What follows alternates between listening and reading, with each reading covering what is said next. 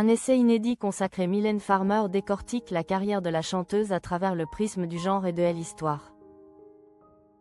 Sa musique a fait danser plusieurs générations de Français depuis les années 1980. Voilà plus de 40 ans que Mylène Farmer exerce une fascination indéniable. Son succès, la chanteuse la doit non seulement à ses albums et à ses performances scéniques, mais aussi à l'aura de mystère qui l'entoure.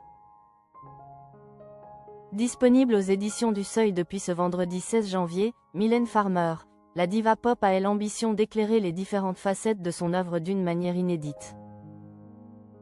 Il existe de nombreux livres sur elle, tous intéressants, mais jusqu'en 2024, il n'y avait pas de travail universitaire consacré à son œuvre. C'est une lacune scientifique, explique l'autrice de l'essai, Isabelle Marc, spécialiste des études culturelles et de genre, dans une interview accordée en exclusivité au magazine Téléstar. À travers ses chansons, l'universitaire décortique aussi une époque et ses travers. Mylène Farmer, une carrière écrite à travers le sexisme et le nihilisme. Au cours des 4 années d'études demandées par son livre, Isabelle Marc s'est intéressée à la carrière naissante de la chanteuse qui avait surpris les jurés de The Voice. Selon elle, ses clips des années 80, à commencer par celui de Plus grandir où l'on voit la chanteuse se faire violer par un inconnu, souligne le sexisme de leur époque. Ce clip met en évidence la culture du viol qui caractérisait la France des années 1980, où la violence sexuelle était érotisée et normalisée, éclaire l'essayiste.